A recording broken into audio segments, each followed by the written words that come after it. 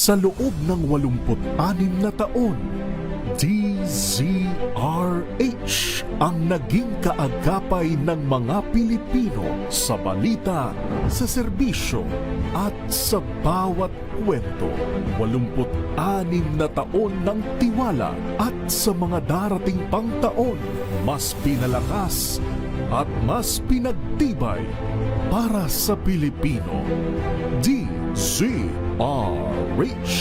una sa Pilipinas, una sa Pilipino. Serbisyong tapat sa'yo, DZRH.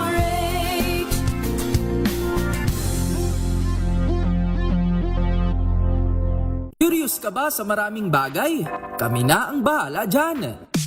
Aalamin, tutuklasin at bibigyang linaw namin ang mga katanungang bumabagabag sa inyong isipan. Sa programa kung saan ang bawat sagot ay galing lamang sa mga eksperto. Ang Expert's Opinion, tuwing linggo alas 3 ng hapon, dito lang sa DZRH TV.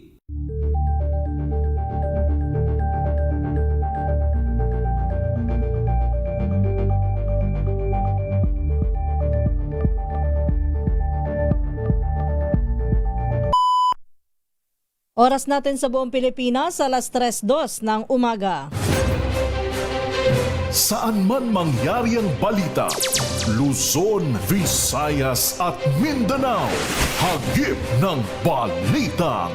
Pronti, kinalap ng buong puwersa ng MBC Media Group mula Aksyon Radyo, Radyo Natin Nationwide at DZRH, Provincial at Regional Correspondents.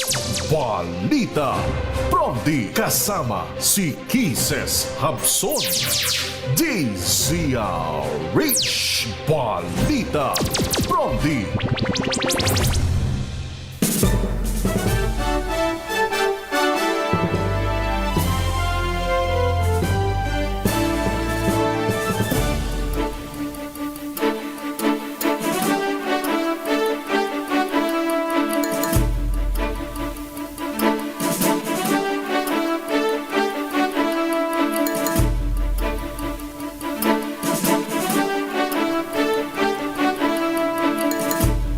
Magandang umaga Luzon, Visayas, Mindanao, Pilipinas. Ito po ang balitang Promdi ngayong araw ng Biyernes. Unang araw sa buwan ng Mayo, Labor Day. Sa ating headlines, Balitang Promdi.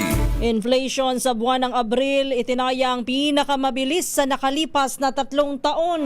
Balitang Promdi. Presyo ng petrolyo posibleng tumaas sa susunod na linggo. Balitang Promdi. Pangulong Bongbong Marcos pangungunahan ng pagdiriwang ng Labor Day sa General Santos City. Balitang Promdi. Videong ebidensya ng NBI kaugnay ng pagbabanta ni VP Sara sa first couple, iginiit na pinili, kulang at nakabatay sa haka-haka. Balitang Promdi. Dating broadcaster at vlogger na si Jason Sa, inaresto sa pagpapakalat ng pepeking medical record ni Pangulong Bongbong Marcos. Balitang Promdi. Provincial Director at 10 iba pang opisyal ng PNP Pangasinan sibak matapos malusutan ng weteng operation sa lalawigan. Balitang Promdi.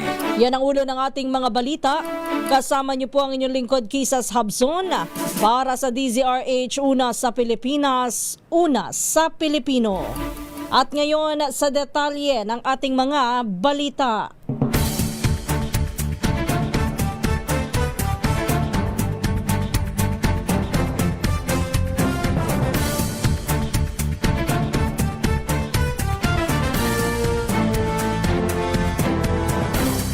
Posibleng bumilis pa ang inflation sa buwan ng Abril at umabot ito sa pinakamataas na antas sa loob ng 3 taon. Sa pagtaya ng Bangko Sentral ng Pilipinas, maaaring pumalo ang inflation sa pagitan ng 5.6 hanggang 6.4% o mas mataas kumpara sa 4.1% noong Marso. Kung tama ang forecast na ito na po ang pinakamabilis na pagtaas ng presyo mula pa noong April 2023. Ayon sa BSP, kabilang po sa factor na tinitingnan ang pagtaas ng presyo ng langis, pagkain, pagtaas ng singil sa kuryente at paghina ng piso. Tinitingnan din ng Central Bank ang posibleng epekto ng tensyon sa Middle East sa galaw ng inflation. Balitang Provi.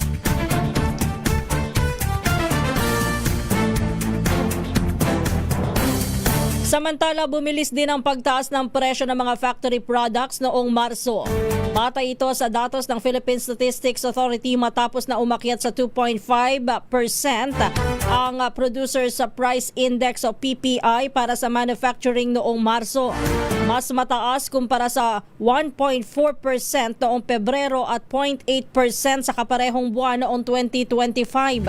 Ayon sa PSA, pangunahing nagtulak sa pagtaas ng presyo pangunahin daw po na nagtulak sa pagtaas ng PPI ay ang pagtaas ng presyo ng soft drinks at refined petroleum products na nagtala ng 8.7% na pagtaas mula 3.6% noong Pebrero. Malaki rin ang ambaga sa pagbilis ng PPI ng sektor ng computer, electronics at optical products, gayon din ang basic metals. Sa kabuuan, 15 sa 19 na industriya ang nakapagtala ng pagtaas ng presyo, habang 4 naman ang bumaba pa, kabilang ang rubber at plastic products, electrical equipment at paper products. Ayon kay RCBC Chief Economist Michael Ricafort, maaaring epekto ito ng tensyon sa Middle East, lalo na sa pagtaas ng presyo ng langis. Balitang Provi. Samantala, dumako muna tayo balita mula sa Cordillera. Standby Romy Gonzales. Higit 4 na milyong pisong halaga ng ilegal na droga na kumpiska sa isang drug personality diyan po sa lalawigan ng Benguet. Ibalita mo yan, RH41 Romy Gonzales.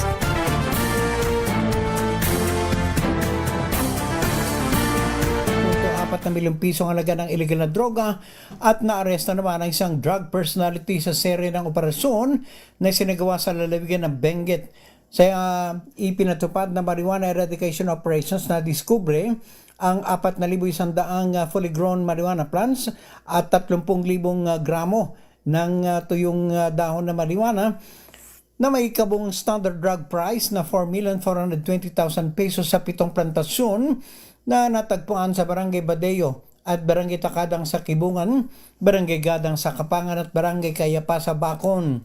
Ang operasyon ay naging matagumpay sa tulungan ng iba't ibang PNP units at ng PIDEA Cordillera. Lahat ng mga nadiskubring marijuana ay agad na sinunog ng mga operatiba habang patuloy ang sinasagawang investigasyon upang matukoy ang mga individual na responsable sa pagtatanim nito. Samantala, sa ikinasang bypass operation, isang 42 anyos na lalaki na nailistang street level individual ang naaresto sa Barangay Balili sa Bangkayan matapos itong magbenta ng isang sachet ng pinaginilang shabu na may bigat na 0.62 grams at standard drug price na 4,216 pesos. Dagdag pa rito ay inaresto ang suspect at nakumpiska ang isa pang sachet ng pinaginalang shabu na may bigat na 2.88 grams at standard drug price na 19,584 pesos. Ang suspect ay sasampahan ng kasong paglabag sa Republic Act 9165 o Comprehensive Dangerous Drugs Act of 2002. Ito si Aris 41 Romy Gonzales para sa DZRH, una sa Pilipinas, una sa Pilipino. Balitang Provi. Maraming salamat Romy Gonzales. Standby lang Freddy Fajardo. Nagbabadya naman na tumaas ang halaga ng produktong petrolyo pagpasok po ng Mayo o sa susunod na linggo. Sinabi ni Energy Secretary Sharon Garin na batay sa maagang global oil trading, pataas ang pump prices ng langis.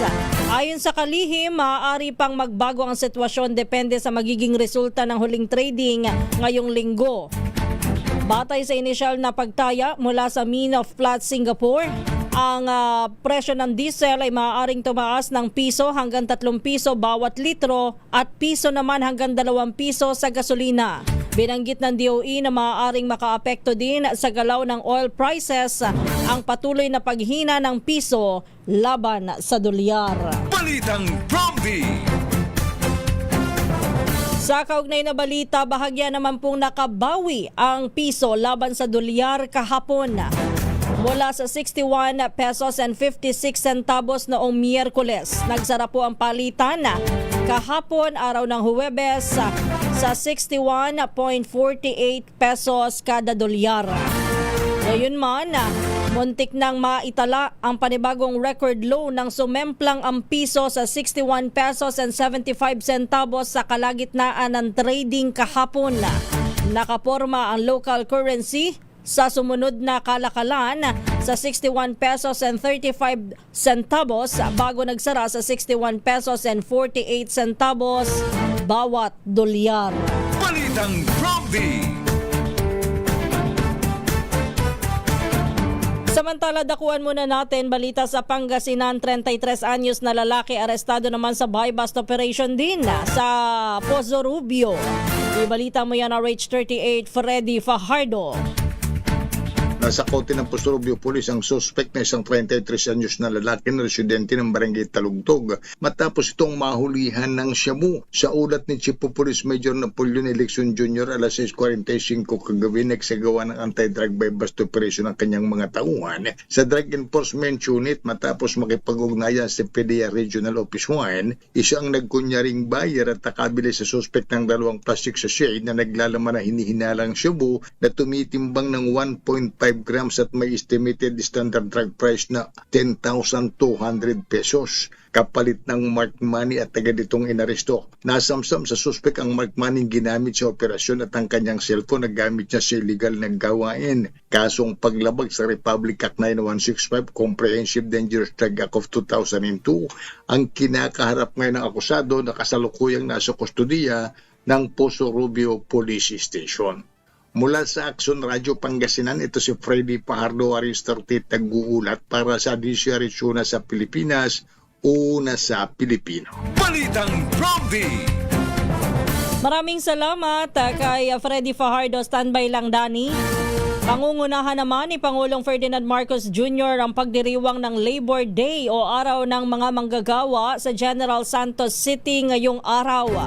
Tampok sa selebrasyon ng paglulunsad ng Job Facilitation Program at pamamahagi ng tulong pinansyal para sa mga manggagawa, bagamat wala pang kumpirmasyon kung mag-aanunsyo ang Pangulo ng aumento sa sahod. Ayon kay Palace Press Officer Claire Castro, layunin ng pamahalaan na palakasin ang employment program sa pamamagitan ng Department of Labor and Employment at lokal na tanggapan ng trabaho. Kabilang po sa mga programang isinusulong ang Special Program for the Employment of Students, Government Internship Program at Job Start. Balitang Promdi. Tumaas pa sa mahigit na 170,000 trabaho ang alok ng Department of Labor sa selebrasyon ng Araw ng Paggawa ngayong araw. Ito po ay sa pamamagitan ng Nationwide Labor Day Job Fair. Ayon sa DOLE, aabot sa 170,825 job vacancies ang target na punana para sa nabanggit na okasyon. Sinabi ni Labor Assistant Secretary Leonard Serrano na gagawin ang job fair sa may 70 lugar sa iba't ibang lalawigan. Lalahok din sa programa ang 2,274 na employers. Nakikipag-ugnayan na din ang DOLE sa Department of Migrant Workers. Gayon din sa Overseas Workers Welfare Administration o OWA upang bigyan ng alternatibong trabaho ang mga OFW na napilitang umuwi dahil sa gulo sa gitnang silangan. Balitang Promdi. Balita naman tayo sa Central Luzon, operasyon laban sa smuggled at peking tabako. Mayroon daw pong 43 kaha ng sigarilyo ang nakumpiska dyan sa Orion, Bataan. Ibalita mo yan RH37, Dani Kumilang. Nagsagawa ng inspeksyon ang Orion Smoke Free Task Force kaugnay ng pinaigting na Intel Drive Operation laban sa smuggle at peking produktong tabako alinsunod sa Municipal Ordinance. Isinagawa ito ng pinagsanib na pwersa ng Orion Municipal Police Station, Barangay at LGU Marshal sa isang tindahan sa Barangay General Lim, Orion, Bataan. Nakumpiska ang 43 kahan ng sigarilyo na nagkakalaga ito ng 4,386 pesos. Ang may-ari ay pinatawan ng citation ticket dahil sa paglabag sa ordinansa. Ang mga ebidensya ay nasa kustodiya na ng barangay at ipapasa sa Municipal Health Office, MHO, para sa kaukulang disposisyon. Dani Kubilang, RS37, DCRH, una sa Pilipinas, una sa Pilipino. Balitang Prompty.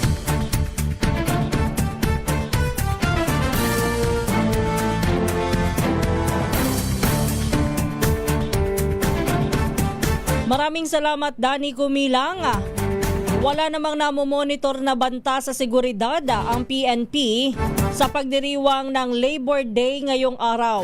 Yan ay sa kabila ng kautusan na ilagay sa full alert status ang buong puwersa ng kapulisan.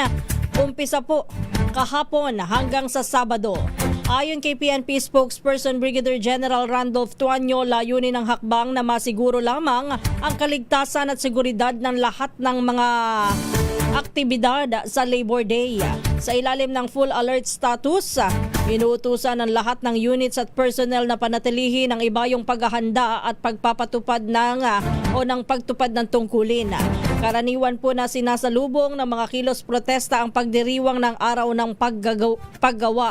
Dito po sa Metro Manila, 3 grupo ang nag-apply ng permit para magdaos po ng programa sa 5 lokasyon. Kabilang na po sa UP Diliman, Rotonda, tanggapan ng DSWD at ilang eskwelahan at palengke sa Quezon City at sa Maynila.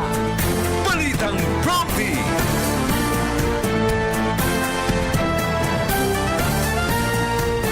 Samantala, nakatakda naman dumating bukas sa Pag-asa Island ang ika-4 na civilian-led mission ng Atin Ito Coalition sa West Philippine Sea. Layon po ng misyon na maghatid ng pagkain, fuel at iba pang supply sa mga residente kasabay ng isang patriotic jet ski flag ride na pangungunahan ni Akbayan Representative Dada Kiram Ismula. Ayon kay Ismula, simbolo ito ng pagtupad sa pangakong ipagtanggol ang soberanya ng bansa sa Kalayaan Island Group. Bukod sa relief mission, magsasagawa rin ng medical outreach at community concert para sa mga residente ng isla. Sinabi po ng organizer na layon din ng aktibidad na ipakita ang patuloy na presensya ng mga sibilyan sa nasabing lugar at palakasin ang kamalayan ukol sa karapatan ng Pilipinas sa naturang teritoryo. Balitang Prompty. Samantala, standby lang kay Rex Cantong. Kasabay ho nung Atin Ito Coalition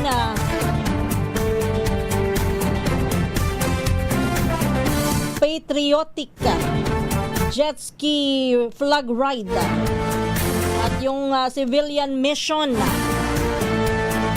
dyan po sa may Pag-asa Island. Meron din pong isang aktibidad na nagaganap dyan. Ito naman yung Balikatan 2026.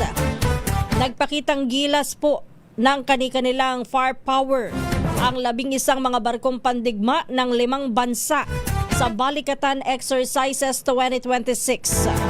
Ayon sa Armed Forces of the Philippines, nagsimula ang multinational maritime event ng Balikatan Exercises noong April 20 at nakatakdang matapos ngayong araw, May 1.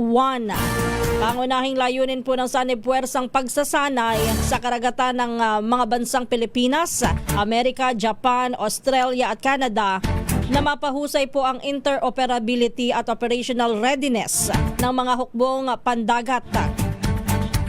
Kabilang sa mga barkong pandigma na kalahok ng Philippine Navy ay ang Guided Missile Frigate BRP Manuel Malvara. Gayon din ang BRP Antonio Luna kasama ang 2 helicopters. Maging ang Philippine Coast Guard ay lumahok din sa balikatan gamit ang patrol vessel BRP Cape San Agustin. At sa panig naman po ng US, lumahok sa pagsasanay ang US Navy dock landing ship USS Ashland at ang US Coast Guard cutter CGC Midget. Kalahok naman ng Japan Maritime Self-Defense Force ang kanilang guided missile destroyer na JS Ikazuchi, tank landing ship JS Shimokita at ang helicopter destroyer na JS Ise. Isinabak naman ng Royal Australian Navy ang kanilang frigate HMAS o HMAS Toowoomba. Habang ang Royal Canadian Navy naman, ang kalahok po ay ang kanilang HMCS Charlottetown at supply ship MV Asterisk.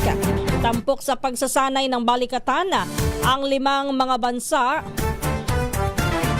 Pagdating sa communication, check photo exercises, anti-submarine warfare drill, gunnery exercises, air defense sa pamamagitan ng integrated air and missile defense, deck landing qualification, search and rescue exercises, maritime cooperative activities, at replenishment at sea. Balitang Prompty.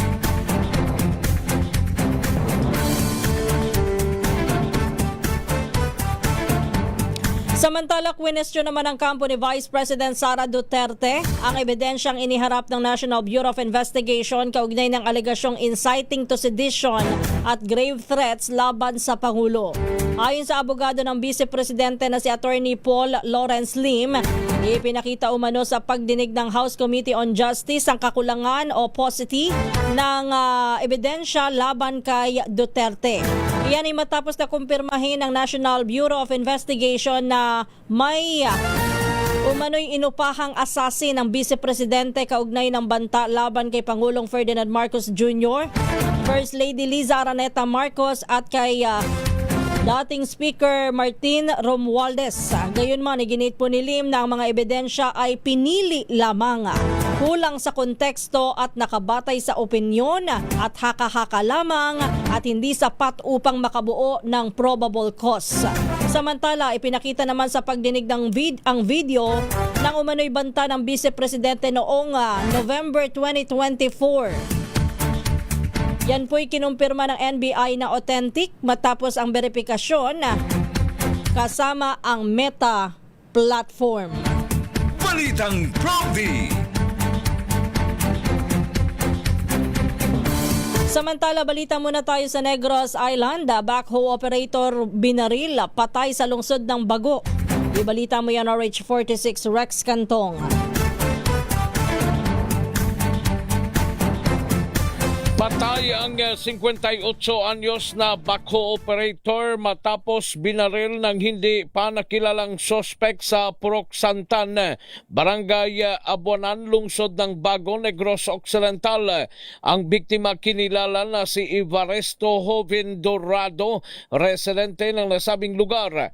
Ayon kay Bago City Police Station Chief Lieutenant Colonel James Latayon Jr., habang nasa labas ng kanyang bahay si Dorado kasama ang kanyang asawa ng pagbabarilin ng lalaki na nakasuot ng helmet.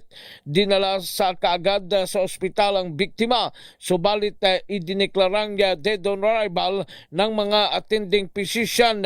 Dagdag pa ni Latayon, walang natanggap na banta o sa kanyang buhay at kaaway ang biktima. Sa ngayon, patuloy pa ang investigasyon ng kapulisan hinggil sa motibo ng nasabing krimen. Ito si RH46 Rex Cantong para sa DZRH, una sa Pilipinas, una sa Pilipino.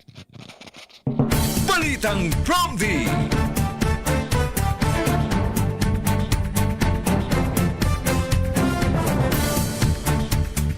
Alas 3:25 na po ng umaga. Nagpatawag naman ng All-Senator Caucus ang liderato ng Senado upang paghandaan ang posibleng pagdating ng articles of impeachment laban kay Vice President Sara Duterte. Yan ay kasunod po na naging findings ng House Committee on Justice na may probable cause ang reklamong impeachment. Ayon kay Senate President Vicente Soto III, handa ang Senado na kumilos agad o forthwith sa oras na maipadala ang reklamo at maaari umanong mag-convene bilang impeachment court kinabukasan matapos itong matanggap. Samantala, sinabi naman ni Senate President Pro Tempore Panfilo Ping Locson na hindi maapektuhan ang session break ng Senado ng impeachment trial dahil maaari itong magpatuloy kahit naka-adjourn ang sesyon. Dagdag pa niya, may sapat na pondo ang Senado para sa paglilitis mula sa natitirang budget noong nakaraang taon. Sa ngayon ay hinihintay pa ang formal na transmittal ng Articles of Impeachment bago tuluyang simulan ang proseso. Balitang Prompty. Hindi naman dadalo si Vice President Sara Duterte sa nakatakdang pagdinig ng House Committee on Justice sa May 4. Ayon kay Attorney Michael Powa, miyembro at tagapagsalita ng defense team ni Vice President Sara, may naiisa o mas nais po ng kampo ng Vice Presidente na sagutin ang lahat ng alegasyon sa oras na umabot na po ito sa Senado. Iginit din nila na ang kasalukuyang pagdinig sa Kamara ay labag umano sa konstitusyon dahil lumampas na ito sa proseso ng pagsisimula ng impeachment na kanilang kine-question ngayon sa Korte Suprema. Samantala, ayon kay Powa, abala pa rin si Vice President Sara Duterte sa ibang aktibidad ng Office of the Vice President, kabilang na po yung pagdalo sa isang pop-up exhibit sa Laguna. Dagdag pa niya, patuloy na pinag-uusapan ng kanilang legal team ang magiging estratehiya sa susunod na mga hakbang kaugnay ng naturang issue. Balitang Prompty. Alas 3:27 na po ng umaga. Itinakda naman ng International Criminal Court Trial Chamber 3 ang unang status conference kaugnay ng kaso laban kay dating Pangulong Rodrigo Duterte sa May 27. Kasadong plantsahin sa nasabing pagpupulong ang mahahalagang detalye at mga teknikalidad bago formal na simula ng inaabangang paglilitis. Kabilang po rito ang petsa ng trial, dami ng testigo at ebidensyang ihaharap, mga wika sa korte at ang mahigpit na seguridad para po sa proteksyon ng mga saksi. Kasabay nito ay pinasusumitin na ng trial chamber ang lahat ng mga panig, ang kanilang mga komento at dokumento. Yan po ay hanggang sa May 15, 2026. Matatandang formal na kinumpirma ng ICC Pre-Trial Chamber 1 noong April 23 ang 3 bilang ng crimes against humanity laban sa dating Pangulo kaugnay ng kontrobersyal na war on drugs. Balitang Prompty. Balita muna tayo mula sa Eastern Visayas. Mahigit 4,000 trabaho sa lokal at sa overseas bubuksan daw po ngayong araw sa Labor Day Job Fair sa Tacloban. Ibalita mo yan na Rage 32 Jimmy Angay-Angay.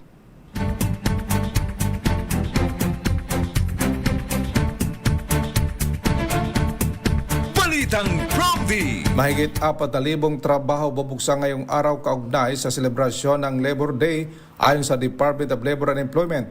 Ito ang hinayag ni Dole Regional Information Officer Norma Ray Costemiano.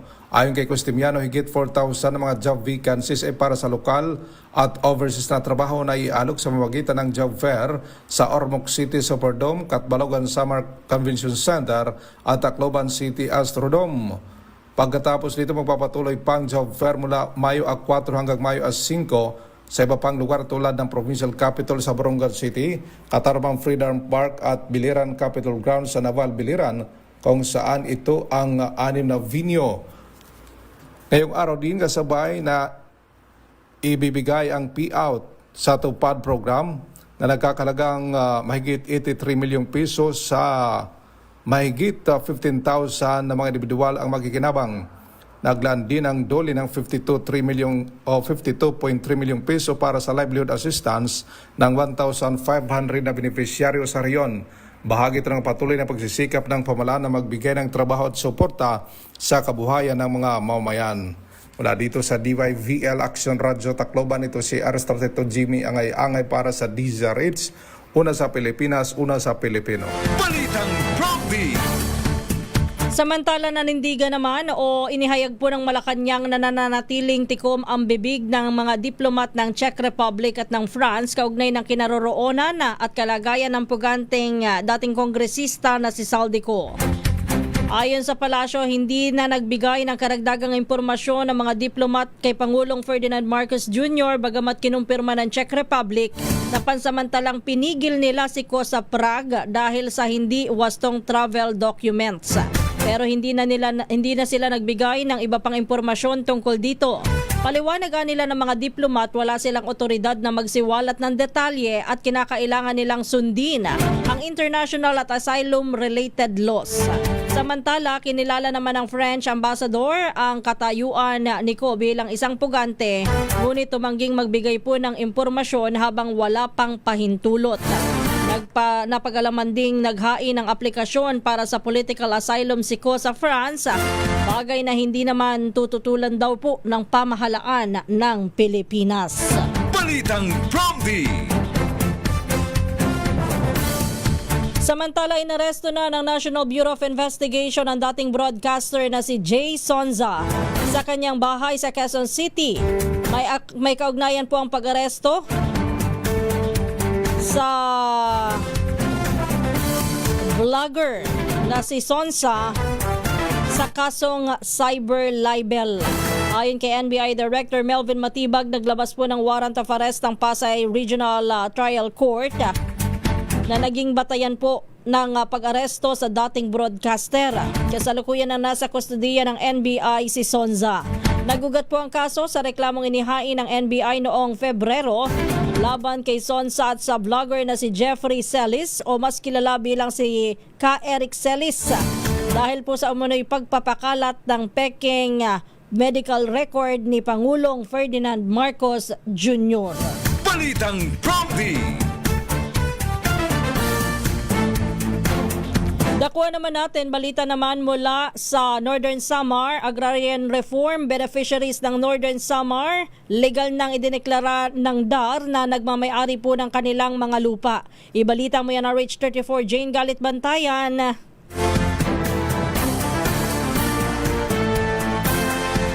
Daang Northern Samar Agrarian Reform Beneficiaries ay may tuturing na wala ng utang o debt-free landowners. Opisyal na tinanggap na mga ito ang kanilang electronic land titles o e-titles at certificates of condemnation kasamang release ng mortgage. Legal na kinikilala na ang mga ito bilang nagmamay-ari na ng kanilang mga lupa. Ayon sa Provincial Government ng Northern Samar, 632 e-titles ang ini-award sa 507 agrarian reform beneficiaries sa lalawigan. Sakop dito ang 1,163 hektarya ng lupa. Ipinagkaloob mismo ito ng Department of Agrarian Reform sa Tacloban City noong nakarang araw ng Abril 29. Samantala, 1,128 naman na Certificate of Condemnation with Release of Mortgage ang napagkaloob sa 1,120 Agrarian Reform Beneficiaries. Nasakop naman ang 4,507 hektarya ng lupa. Mula sa Aksyon Radyo Katarman, Arts 34 Jane Galit Bantayan ng DZRH. Una sa Pilipinas, una sa Pilipino. Balitang Prompty. Samantala, nagpatupad naman ang panibagong balasahan ng Philippine National Police sa 6 nitong matataas na opisyal. Sa unit reassignment na epektibo kahapon, maililipat sa pwesto ang 5 Police Brigadier General at 1 Police Colonel. Itinalaga bilang Acting Director for Personnel and Records Management si Police Brigadier General Jason Carpio de Guzman, habang inilipat naman bilang Acting Director ng Headquarters Support Service si Police Brigadier General Manuel Abrugenia. Si Police Brigadier General Christopher Abesha ang ginawang Acting Regional Director ng Bangsamoro. Samantala, si Police Brigadier General Antonio Maraliaga Jr. itinalaga naman na hepe ng Directorate for Research and Development. Si Police Brigadier General Mariano Rodriguez magiging Acting Director ng Police Regional Office 2 at si Police Colonel Harry Buenaventura Domingo inilipat bilang Acting Deputy Director for Admin ng Police Regional Office 11. Balitang Prompty. Sibak naman sa pwesto ang direktor ng PNP sa lalawigan ng Pangasinan dahil sa huweteng. Ayon kay PNP spokesperson Brigadier General Randolph Tuanyo, bukod sa provincial director, nirelieve din ng 10 iba pang opisyal kabilang ang ilang local chiefs of police. Ang mga opisyal ay kinabibilangan ng 5 lieutenant colonel, 1 colonel, 3 major at 2 police captain. Kamakailan po ay nagsagawa ng mga serye ng raid ang NBI sa Weteng Joint sa Pangasinan na nagresulta sa pagkakaaresto ng 170 katao.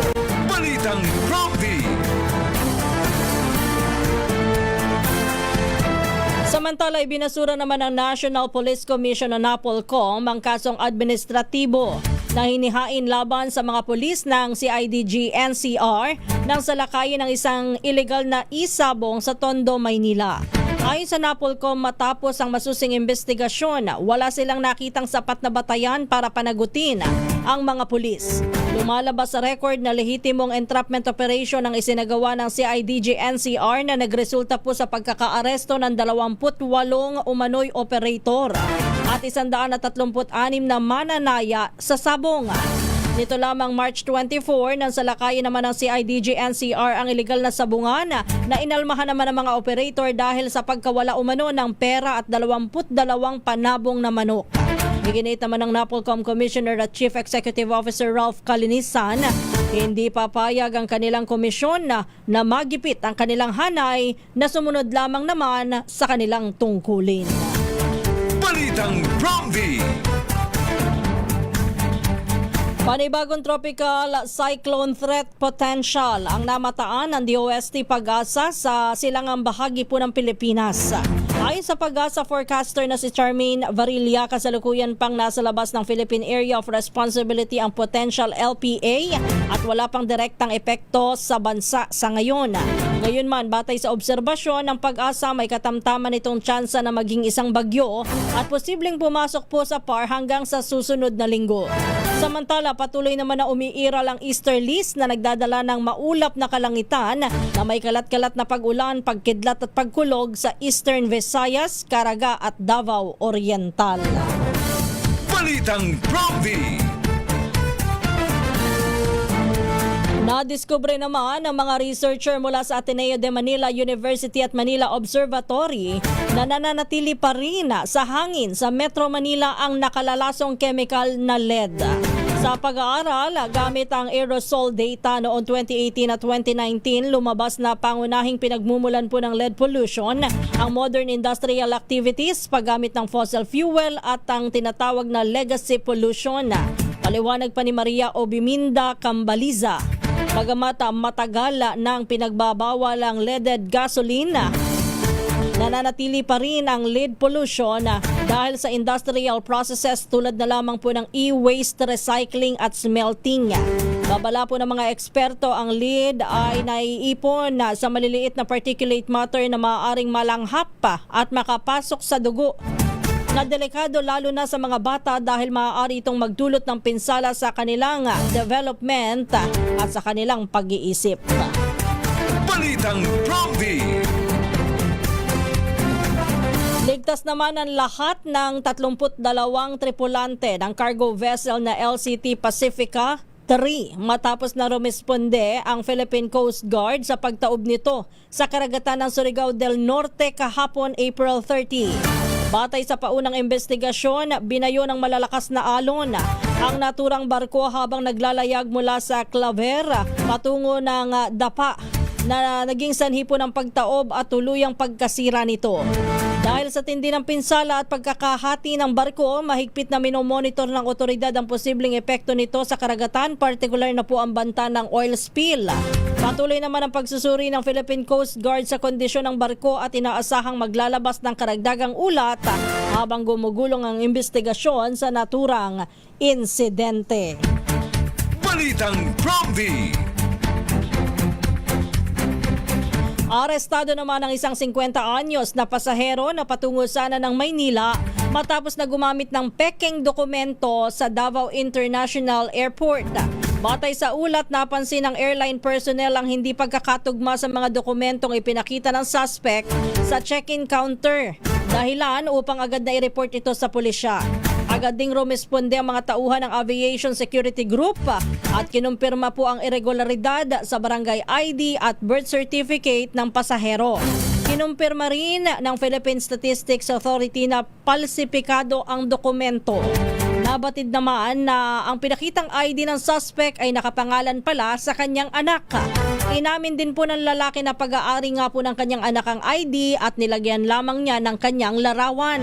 Patuloy ang investigasyon sa pagpapakita ng mali at pineking dokumento ng naturang suspect habang inihahanda na rin ang kaso laban sa kanya. Balitang Prompty. Oras po natin, alas 3:41. Diyan na po nagtatapos ang ating balitaan dito po sa Balitang Promdi.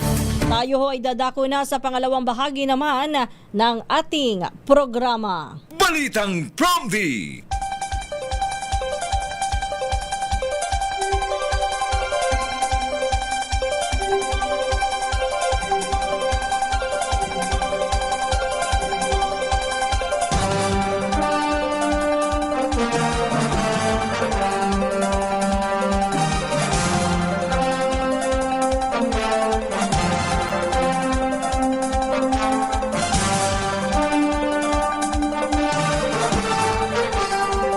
Muli isang magandang umaga po ang ating pagbati sa lahat ng mga nakikinig, nanonood at nakatutok ngayon sa ating programa. Ito po ang Balitang Promdi at kasama nyo pa rin po ang inyong lingkod, Kisas Habson. Kumusta na po ang lahat at nais kong batiin ang mga nakikinig, lalo na yung mga manggagawang Pilipino ng isang maligayang araw ng paggawa. Happy Labor Day po sa ating lahat na mga nagsusumikap para itaguyod ang ating pamilya at para po tayo ay mabuhay. Ngayon po ay unang araw ng Mayo. Sabi nga natin, di ba, ngayon ang uso na ay kapag tumutongtong sa panibagong buwan, ang panalangin lagi natin, please be good to me. Ngayon sabi natin, month of May, please be good to me. Diba? Good luck. Yun ay long style of saying good luck sa ating lahat sa buwan ng Mayo at sana po tayo ay i-bless pa at bigyan ng good health. Parang tuwan-tuwa ka pa. May partner, may iniintay ka ba kapag ka Mayo? Yung iba nag-iintay baka daw sakali na merong i-anunsyo ang Pangulo na aumento. So, kita mo, tango ng tango yung aking partner dito. Yun nga lamang, hindi po natin alam kung meron. Pero di ba last year o last year pa, nagkaroon po kasi ng parang kalakaran sa pamamagitan din po ng utos ng Pangulo na tuwing mag-aanibersaryo yung huling pagtaas ng sahod ng manggagawa sa isang rehiyon, yan ay re-reviewin muli at sa susunod bago pa man magkaroon ng anibersaryo ulit yung unang o yung huling pagtaas ng sahod, nag-aanunsyo po ng panibagong aumento. Dito sa Metro Manila, ang pagkakaalam ko sa July pa. Sa July pa yan mangyayari. Kaya partner, intay ka na lang ng July. Sa ibang lugar, meron po yung iba ay ibang buwan magkakaibang buwan Pero ang importante ho, sana nga ay magkaroon ng panibagong aumento, lalo na sa panahon ngayon na talaga namang kahirap ng buhay, ang daming mataas na bilihin. Kita nyo nga ho, doon sa inflation na forecast ng BSP. Posible daw pong ito na ang pinakamabilis sa nakalipas na 3 taon. Kanina nga ho, nag-uusap kami. Maging sa singil sa kuryente. Anong meron na, partner? Wala pa. Wala pang sa, nagiging positibo ka lang ba? Ayan yung wala tuloy ako. Yun sabi nga po natin, kanina nga ho'y nag-uusap-usap kami dito sa opisina at nagtatanong at nagkukumparahan po kami ng mga singil sa kuryente. Abay, napakataas, Napag-usapan din tuloy kahapon na yung mga issue na may tungkol dun sa portion ng binabayaran ho natin sa kuryente o singil sa kuryente sa atin ay ibinibigay pala doon sa mga member ng 4Ps. Ano yung 4S? 4Ps yan. 4Ps yan. O, yan na. Para daw po sa, meron na sa mga miyembro ng 4Ps. O, yan. Sinasabi nga po natin, kaya napapag-usapan at mainit na issue yun ngayon eh. Kawawa naman daw yung mga nasa middle class na walang nakukuhang aumento, na walang nakukuhang ayuda. Sa amin pa daw pala sinisingil ang pambayad para doon sa kuryente ng mga miyembro ng 4Ps. Ay naku, ang buhay talaga, oo. Bukod po dyan sa isyong yan, o yun isa pa, sabi nga natin month of May, please be good to me. Pero mukhang may nakaamba na naman na yung panalangin ho natin na sana'y magtuloy-tuloy ang pagbaba ng presyo ng petrolyo, mukhang sa susunod na linggo ay mawawakasan na. Dahil ang forecast, ang pagtaya po ng Department of Energy at ng mga nasa oil industry, posible daw pong tumaas ang presyo ng petrolyo sa susunod na linggo. Bagamat hindi po ito katulad ng mga double digit na mga pagtaas o pagbaba o adjustments. Pero malaki-laki pa rin po ito kung magkakataon 2 piso hanggang 3 piso ang posibleng pagtaas sa susunod na linggo. Sana ho magbago pa kasi meron pa naman po natitirang trading day. At syempre, sa iba pa po nating mga balita, sabi nga po natin today is Labor Day. Yung mga walang trabaho at nais pong magkaroon ng trabaho, nais lumipat ng trabaho, halimbawang sila po ay nagsasawa na o gusto nang lumipat ng kumpanya, meron pong Labor Day na isasagawa sa napakaraming lugar nationwide today. Yan po ay bilang bahagi po ng pagdiriwang. Lagi naman yan partisipasyon po ng Department of Labor and Employment para po sa ating mga manggagawa. Sana nga ho'y makatulong yan para lalo pa na mabawasan ang mga bilang ng mga walang trabaho po dito sa Pilipinas. Marami ho yan. Ang mga offers dyan, hindi lang local, kadalasan nga ho ay overseas din, meron din po dyan. O tingnan natin, lalo na ho yung mga ating mga kababayan na mula sa Middle East, napauwi po o umuwi dito sa Pilipinas, baka sakali ito na ang pagkakataon. Bigla ko tuloy naalala kanina nung tayo nagbabasa ng balita. Sabi nga bukod daw po sa mga job fair na para sa mga manggagawa, ilan pa sa mga nais na i-promote ng pamahalaan yung ano ba tawag dito, yung parang internship o yung sa mga summer job. Naalala ko tuloy, o nga pala sa government nga po pala, do sa ating mga kababayan, lalo na yung mga may anak na gustong matuto sa buhay, meron pong ino-offer na job, summer job ang Department of Labor and Employment. Lagi naman ho yan taon-taon. O pa pwedeng gawin yan o pa pwedeng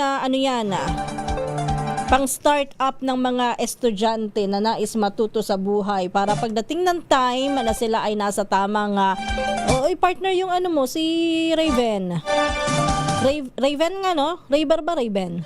Sorry na, inaanak ko yun pero hindi naguguluhan ako sa R tsaka N Raven. Ayun, si Raven, yung mga ganyan yung mga summer job, maganda ho yan. Pagkakataon po yan para matuto sila. Lalo na maraming ganyan kapag pero usually ho kasi March yan March nagsisimula ho yung aplikasyon. Na kwento ko lang sa inyo, dahil nga ngayon ay Labor Day, yung mga Special Program for Employee, SPES, Special Program for the Employment of Students. Kadalasan ho yan summer jobs. Maganda rin po yan kahit papano kaysa walang ginagawa sa bahay, yung ating mga anak at nagse-cellphone lang. Ipasok ho natin kung gusto nila sa mga ganyan. Lalo na kung gusto ng extra. Naalala ko, pero ito yata subject for rin ito subject for evaluation din kung sino yung mga matatanggap sa ganito. Pero naalala ko nung araw ako'y 2 taon na pumasok sa ganito. Natatandaan ko, ang mga trabaho po dyan more on clerical yung iba. Yung iba sa munisipyo, dinadala. Ako noon ay sa post office napunta. Taga-segregate ng uso pa, hindi naman kasi masyadong uso noon ng email Koreo tawag doon, di ba? Yung sulat. Yan, isa-segregate mo yan sa mga barangay, kung anong barangay, kasi maliit lang naman po yung munisipyo namin. Kada barangay, tapos tatanggap ka ng mga pinapadalang sulat, ikaw maglalagay ng stamp, mura pa stamp nun. Tapos yung ate ko nasa Commission on Elections naman siya napunta. Assist siya sa registration ng Commission on Elections. Maraming ganyan. Tapos pagkatapos noon, dinala naman ako sa yung summer job ko sa government noon. Dinala naman ako sa restaurant. Nag-restaurant din ako noon Diyan sa may Muring sa Puerto Galera. Ewan ko kung buhay pa yun hanggang ngayon. Pero yun, sa Muring sa Puerto Galera, kaya't natuto tayong gumawa ng mga drinks, natuto tayong maglinis ng mga sweets, o yung mga kwarto sa mga hotel, natuto tayong makipag-usap sa mga guests. Ganyan po ang ginagawa doon. Depende po yan kung ano ang offer sa inyong LGU at ng peso o yung sa dole. Ang pinaka-importante sa lahat, kikita.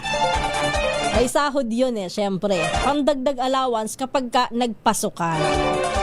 Balitang Promdi. Anyway, ayan lang po yung ilan sa mga maishashare ko. Total Labor Day today. Doon sa ating mga naka-holiday, good luck po sa inyo. Sabi dito kanina ni Virgilio Sakdalan, oo nga pala libre sa MRT at LRT2. Opo, totoo po yan. Sabi niya, bakit naman kasi?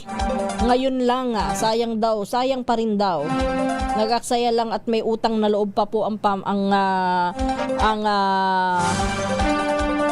mga Pilipino daw sa pamahalaan dahil daw ho dyan. Pero at some point naman din, sabi ko, kahit ako yan ang panawagan ko, sana ginawa na nila kahapon kung kasabay po ng uwian ng mga maglulong weekend na mga manggagawa para naman po sila makapagpahinga ngayong holiday.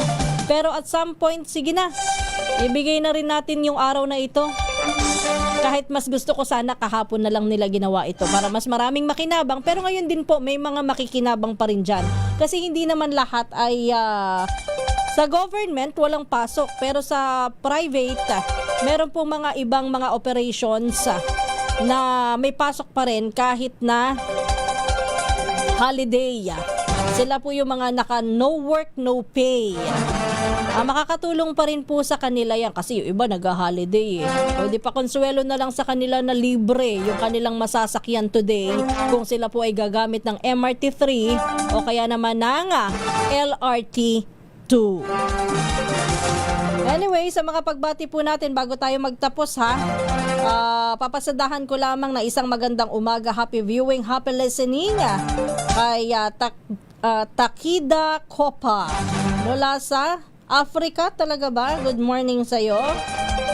And kay Arnold Domeng, kay Tessie Pendon, Lando Abaw, Randy Gonzalez Martinez ng Davao, Loida Ibanez Sacramento, good morning kay Hanzala Bangkola Tarambisa.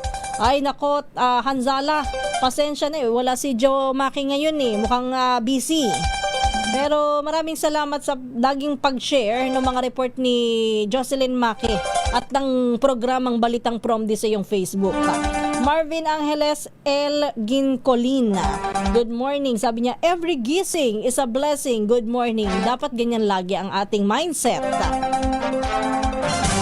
Owens back Astarun Alex, isang magandang umaga and congratulations daw po kay Brigadier General Mariano Correg Rodriguez. Yan ang sabi niya. Alcantara Eugenio, isang magandang umaga po sa inyo. Ganon din kay Raul Leido, Lupito Balagtas. Sa mga taga Novaliches Congress Village, Barangay 173 kay Renaldo Rodriguez, good morning. Ganon din po ang pagbati natin Jerry Fajardo Barbosa, kay Arnold, kay Reynaldo, oy Lolo Ray yung message mo, hindi ko po mababasa kasi bawal po sa amin yung mga ganito maliban na lamang po kung meron po kaming katibayan na meron dito ng certification. Raul Leido, isang magandang umaga ha. And kay Eduardo Centenary Jr., good morning mula sa Caloocan pa rin. Kay Filemon Mamuwad, doon sa nag-birthday, kay Ma'am Evan lang, good morning din po sa inyo. Lani Rehuso, isang magandang umaga mula sa Kidapawan City. Kay John Paul, good morning. Kay Bentong Pearl Lynn Echo, isang magandang umaga. Kay Normalin ng Cagayan Valley, good morning po sa inyo. Marcelo M, isang magandang umaga and happy weekend din po. Michael Andrew Castro, Efren Lorenzo, Joselito Hipol ng Cabaritan, San Manuel Isabela, good morning. Angelo Alvarez, isang magandang umaga rin po. At sa oras na po na ito na 5 minuto na lang at mag-aalas 4 na. Maraming salamat po sa lahat ng sumama, tumutok sa ating balitaan, nakisali sa ating discussion, nag-participate. Maraming salamat po. Ito po muli ang Balitang Promdi. Ako po ang inyong lingkod, Kisas Habson. At susunod na, si Kong Angel Palmones at ang Magandang Umaga Pilipinas. Oras po natin, 5 minuto na lang at mag-aalas 4 na. Good morning and happy weekend.